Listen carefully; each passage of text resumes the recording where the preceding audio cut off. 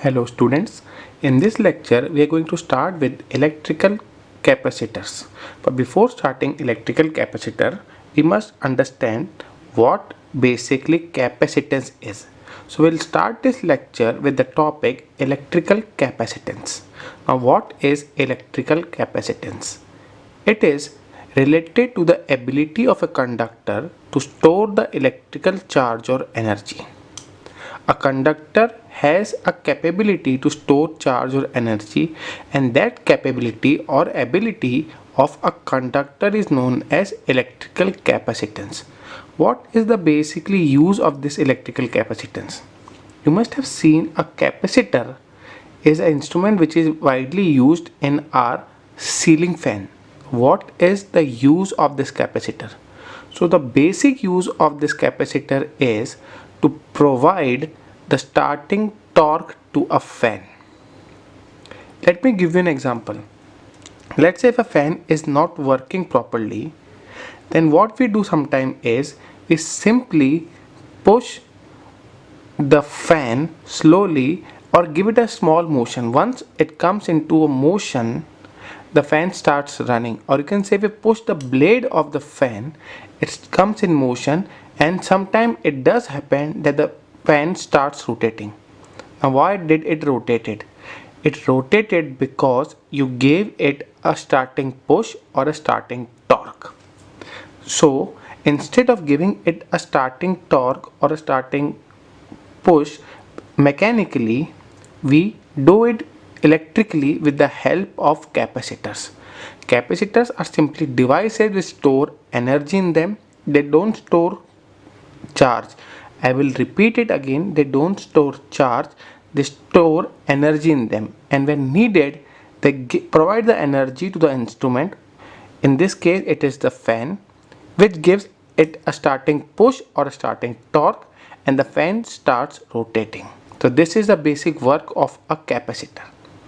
Now why does a capacitor work? Because it has an electrical capacitance, and that capacitance is the ability to store the electric charge or energy. So whenever the conductor is given some energy, its potential energy increases. We have studied about potential energy, and we know that it is dependent upon the charge. So if a conductor is given some charge, its potential energy will increase. And we know that greater the charge, greater will be the potential. So if a charge Q is given to the conductor, potential raises by V, let's say. So it was found out that Q is directly proportional to V, means greater the charge, greater will be the potential.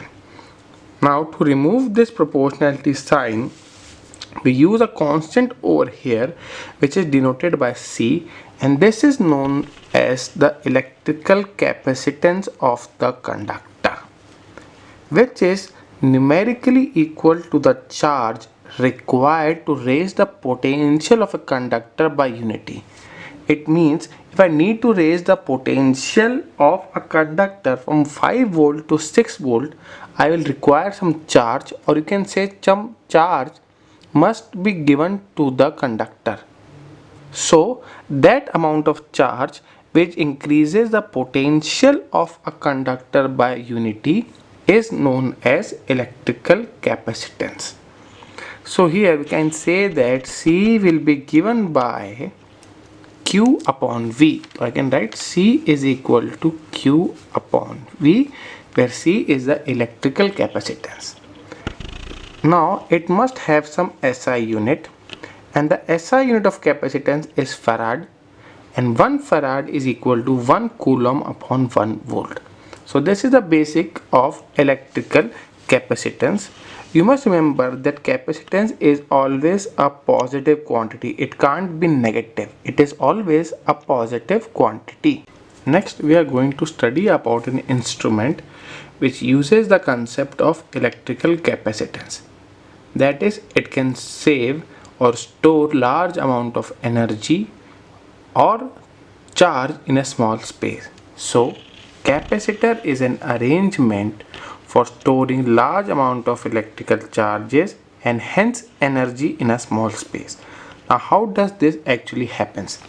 So Let us consider this diagram. As you can see in diagram A, there is a metal conductor.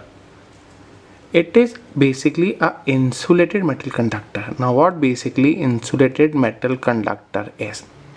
It is such a conductor which is not in contact with any other conductor, neither with the earth. If it was in contact with earth, the charge would have transferred from the conductor to the earth, as we have already discussed in earlier lectures that earth is a universal sink. Now this insulated metal plate or a conductor is given charge positive, which is uniformly distributed on all over the surface.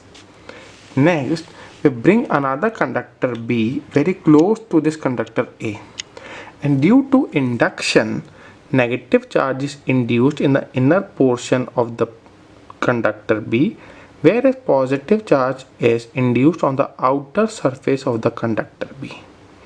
Now what this negative charge does? This negative charge tends to reduce the potential of the metal conductor A. Now why is this so? Why does the negative charge reduces the potential? So let me say this. This is your metal conductor A, which is positively charged. Now what basically potential is? It is the amount of work done in moving a unit positive charge from infinity to a point. So let's say I bring a unit positive charge from infinity to a point because of metal conductor A, there will be a potential. Now the work done will be against this positive charge. So some extra amount of work has to be done. This means that positive charge increases the potential. What if it was negatively charged? This negative charge, now again we have to bring from infinity to a certain point.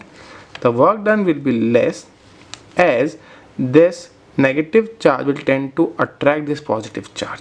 So the force will be less, and consequently the work done will be less, and hence we can say the potential will be less. So in this case, this negative part tends to decrease the potential of A, whereas the positive charge tends to increase the potential of A. So what we do is we earth this metal conductor B. Due to this, the positive charge goes to the earth and only negative charge remains. Since only negative charge remains, the potential of A decreases. It means it can accept now more charge, and consequently it can accept some more energy. So this is the basic principle of a conductor. They have two plates which are oppositely charged. Because of this, a plate can contain more charge, or consequently it can contain more energy in a small space. So consider an insulated metal plate which is positively charged until its potential become maximum. It means the conductor A was charged to the fullest. इतना charge कर देगी, उससे ज़्यादा वो charge और नहीं ले सकता, उसका पोटेंशियल मैक्सिमम हो गया. Another insulated plate, metal B, is brought closer due to induction. As we have already discussed, the inner part becomes negatively charged, whereas the outer part becomes positively charged. The negative charge tends to reduce potential of A, whereas positive charge tends to increase potential. As we have already discussed in the diagram, the negative charge is closer to the positive charge, so basically the potential of A will decrease.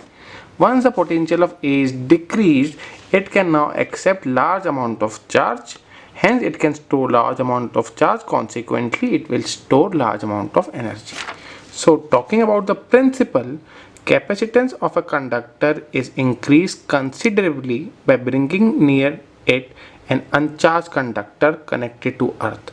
Once we bring an uncharged conductor connected to the earth, that conductor will try to reduce the potential of the first conductor, and hence the first conductor can store more amount of energy, or can accept more amount of energy in the form of charges.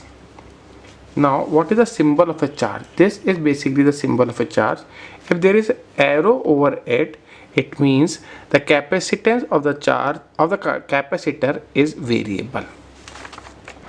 Now talking about the types of capacitor, there are basically three types of capacitor: parallel plate capacitor, spherical capacitor and cylindrical capacitor. We are going to study about parallel plate capacitor. It means those capacitor in which conductors are in planar shape, whereas in spherical capacitors conductors are spherical. In cylindrical capacitor, conductors are cylindrical. We'll keep our focus to parallel plate capacitor in which the conductors are planar. Now let us study parallel plate capacitor. It is the most commonly used capacitor. As you can see in the diagram, there are two plates, plate A and plate B. Plate A is positively charged. Due to induction, the plate B got negatively charged. Let's say the area of both the plates is A. Since there is an area and charge, there will be a surface charge density. The surface charge density of the first plate or plate A is plus sigma as it is positively charged, whereas that of second plate is minus sigma because it is negatively charged. The second plate is earthed, so that the positive charge goes to earth. Since there is a positive and negative charge, there will be an electric field produced. Let's say it is given by E. D here in the diagram is the distance between the two plates of the capacitor. Now the surface charge density of plate 1, as we have discussed, sigma or plus sigma will be equal to Q upon A, whereas the Q is the charge transferred to the plates, whereas A is the area of each plate. Similarly, surface charge density of plate 2 will be minus Q upon A or minus sigma. As we have discussed in earlier classes, that in this area the net electric field will be 0 and the area inside is given by sigma upon epsilon naught. This we have discussed. If you want to know how it is being derived, you can go to the earlier lectures and you will find it over there, that why the electric field between two plates or two conductors is given by sigma upon epsilon naught.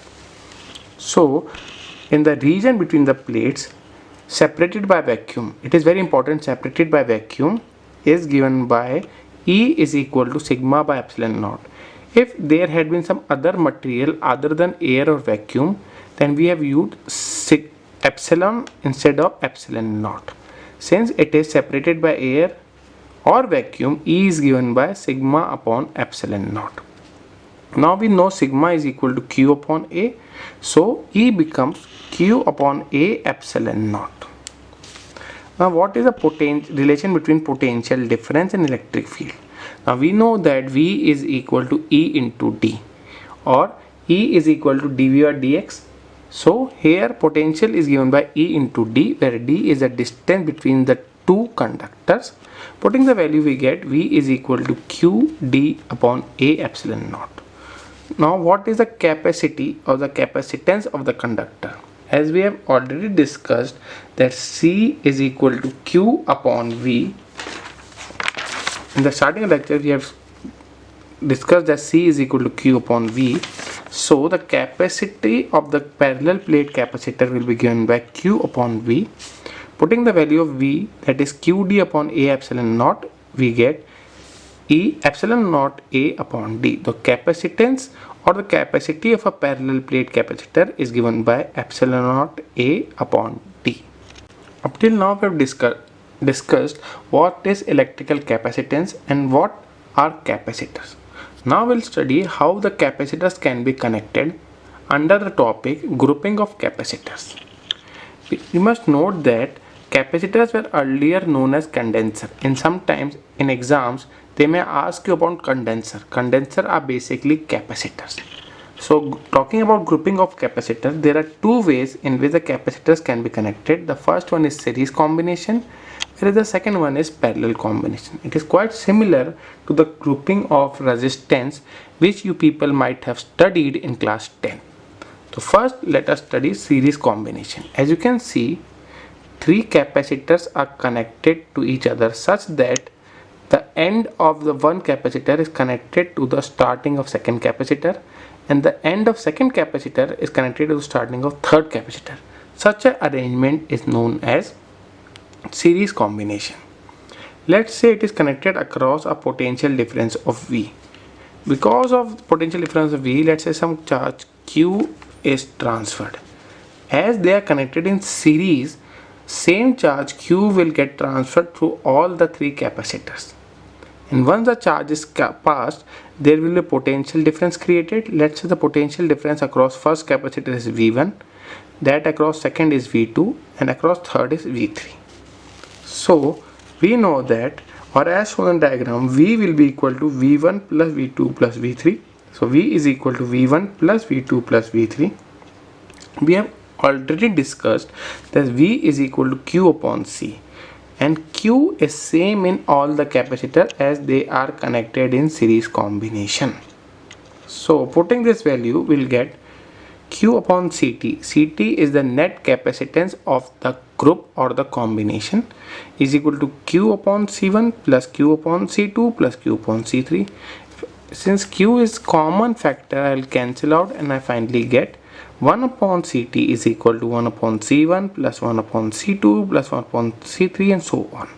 So the basic difference in connecting series and capacitor is, in series, in case of resistance, the net resistance were found out to be R is equal to R1 plus R2 plus R3.